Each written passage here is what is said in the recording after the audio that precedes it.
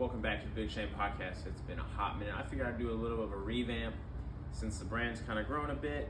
The business is expanding. We're working with more people, and just wanted to kind of reintroduce myself to who we are. My wife, co-coach, is not here with me at the moment. I am joined with Famal. He will be co-hosting with me today. So just a little bit about who we are as a business and brand, coaching service, whatever you want to call it. My background, I've been an athlete my whole life growing up, more in like the long distance, solo athlete type of sport, like cross country, track, wrestling. I played soccer for a little bit, but realized I was better geared towards cross country, track, and just really fell in love with that grind and believe that the long distance running, and there's stuff that shows us is you really develop a bit of a tolerance to pain during this time period because you are going through probably one of the, it's uncomfortable. Everybody's ran most likely in their life or knows what it's like to push through such a hard feeling of discomfort on repeated effort for long bouts of time. So I'm very thankful for that being my upbringing in regards to sports and learning like how to push myself and things of such nature. So through that, I did that up through high school. Didn't go into college doing that. It wasn't good enough. It was a goal. It didn't happen. But my senior year of high school, I really fell in love with weightlifting or bodybuilding per se. Found the Arnold pumping iron movie and was like, this is cool. My dad got me into weights. I did it to help get girls type thing. My first experience in the gym actually was not quite pleasant. My dad was like, hey, you're gonna lift weights. I was just like, hey, I just want to game and play video games all day. Do that kind of stuff. And I still play video games to this day. Nothing wrong with that. So I go down there and he shows me some curls or whatever. And I'm like, okay, whatever. And then he goes, we're going to do some bench press. We put the bar on there. It's a little short bench with skinny arms. And I remember like unracking the bar and I was like, this is freaking hard. We throw some 10s on there. And next thing I know, bop it, drop it straight on my chest. I'm stuck. My dad's there. It's an embarrassing moment. And he just picks it up and he curls it like 10 times, and that was it. I didn't touch weights for like 6 months after that. It wasn't until a little bit later I had a friend from Germany and we decided to get into it. I really wanted to do it to help with my cross-country running, whatever fashion that meant in my head at the time, and simply just to kind of help with the whole like girl thing. I was a little dude. I think I weighed, going into my sophomore year of high school, like 105 pounds or something of that nature. So through that, it also helped, go with wrestling, this and that. And it was a big confidence booster once you kind of start to see like your muscles start to pop a little bit. It's huge. It's one of the best things I've ever done in my life, and I'm glad that I did that. Trained like a moron up until I think my junior year of college, and that became taken away from me. I had a warehouse accident where I cut my flexor tendon and was out of the gym for a bit, or so I thought. And I was just like, how do I not lose these gains? Typical bro mentality. And so I read my first study at that time period, and that was on cross education. I was like, oh, this is cool, where you train one side of the body, you get a little bit of a stimulus to the other side. You can keep up to like 43% to 23% of strength adaptation, and it slows the atrophy a little bit. And so I was just like, okay, I'm in this. And that was my first little touch into the scientific side of training. So after that, during that process, I did rehab with business medical facility in the area, and my OT was this big jack dude, super smart. I've competed with a few times, Jake, and I was like, wow, so you can do both.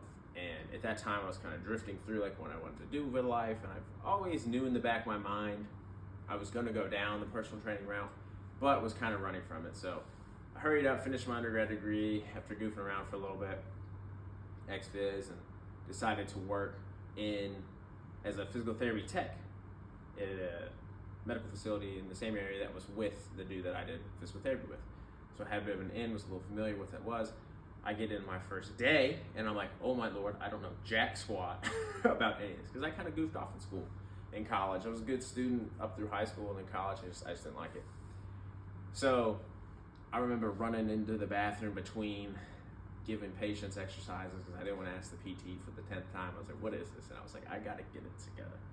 So that's when I started taking my learning like seriously in regards to the rehab side of things, because I started to see like, hey, there's a blend between training, rehab, that like they need to commingle. They're just kind of on opposite ends of the spectrum.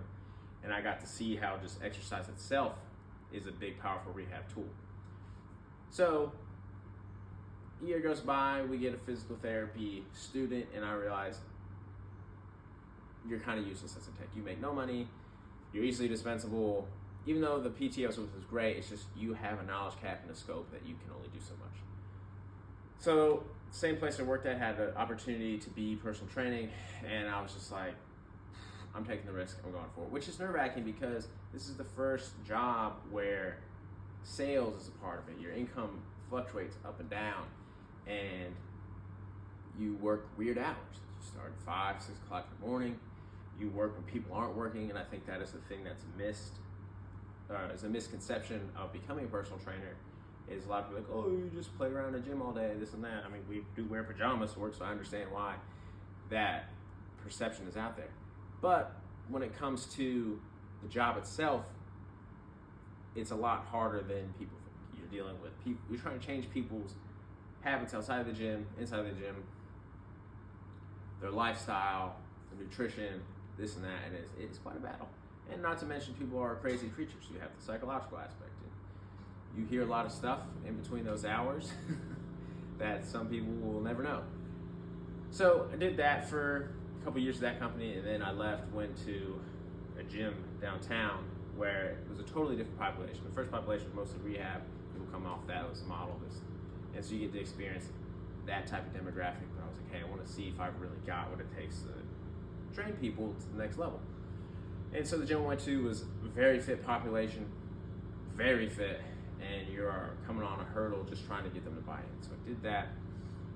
And over this time period, I've done multiple courses, certifications, whatnot, studied under some of the top professionals in the industry, and just trying to hone my craft along with my own skill. Everything that I've done up to this point has selfishly been to improve my own training to a sense.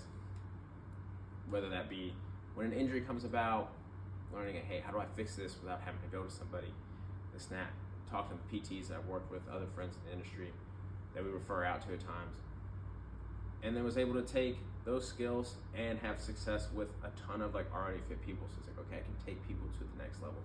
It was time of taking people to stage, powerlifting, worked with athletes when it comes to like getting prepared for sports, and just understanding there's different systems that you need, but they all have a lot of the same overlapping fundamental principles.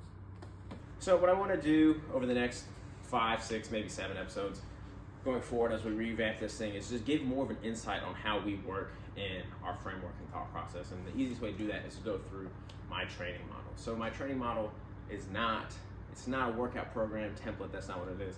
It's the entire framework thought process of what goes on from start to finish, and as the journey continues with somebody, of how we work, of how my brain works, the programming and this and that. So a model, without that, I think you're kind of lost. I think it kind of helps to see, hey, how do we fit with you as a client, that we have a better understanding. I think from a trainer perspective, it's good too to like have this written down, kind of orient your thoughts, because it makes you a better practitioner what you do, more clarity, and then you can improve upon that, because the model is always changing, ever evolving. So it's one of the best things that I've ever done, and I think it's super helpful. It's taken me from here way up to here. It's a thing that we've learned. So I think going through that will be very helpful, and just look forward to kind of explaining my thought process and how to make that easier if you're looking to work with us or have questions about how we work, just with that.